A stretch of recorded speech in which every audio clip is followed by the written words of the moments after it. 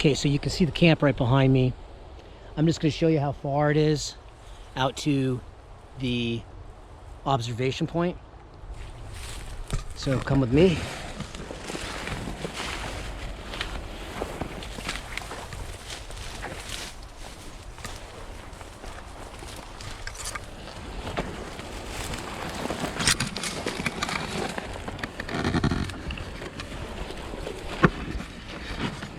Now you might want to do something a little further out than this, but what I like about this spot, so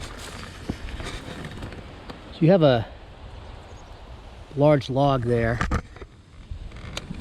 that is going to give you some dry ground, and you could sit right here.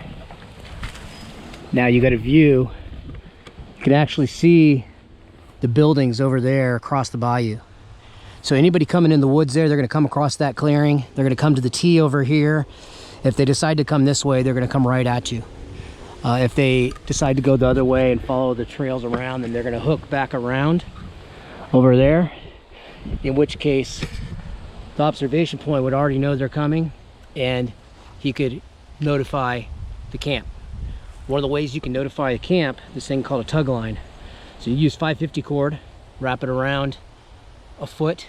This is typically something you do at night when you're sleeping, and it'll go around everybody in the perimeter. So all you do is yank on that line, and you're going to wake everybody up, and then they're going to wake up the next guy. So that's a way to quickly get everybody online if you're encountering somebody's coming towards your camp or something like that.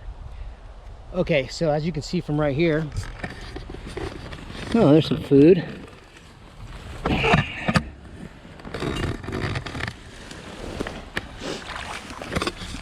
So I'm going to talk about a thing called bona fides. So basically it's a challenge and reply. So say I was sitting here and this was my observation point.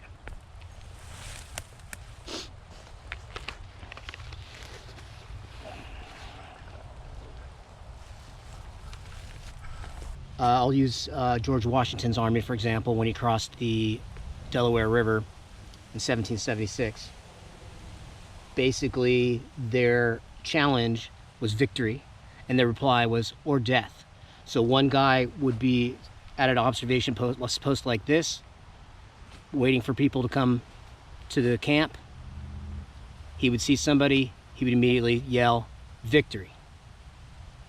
The response should be or death, okay? And if they don't know what to say, then they're probably British.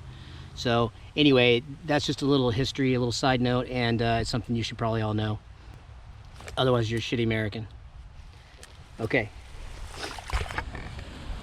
So if this was my defensive position, or, you could, typically, you could actually build up a defensive position here using sandbags or whatever you have. That way you actually have some cover. But in my case, really, it's just concealment. There's plenty of grass and trees and stuff in the way, so nobody really see you here. My field of fire will be right over there. So I cover anything from here across to there. I can see pretty much the beginning of the trail all the way across. From there, I could use my binos here. So I got some nice little Steiners. I could easily observe anything over there. So this would be a nice little observation point right here.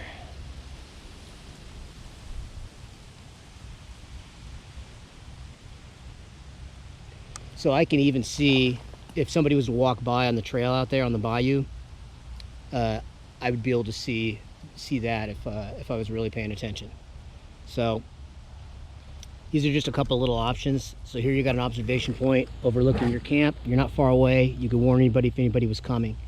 The next thing I'm gonna do is I'm gonna get back to camp, and I'm gonna set up the comms. So right now, I do have my radio, and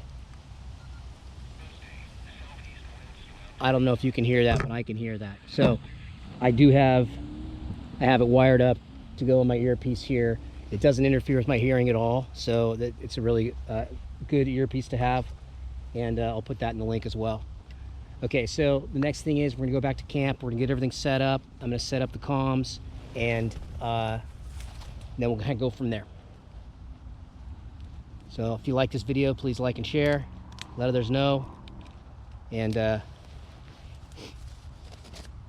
hope it's not a good plan.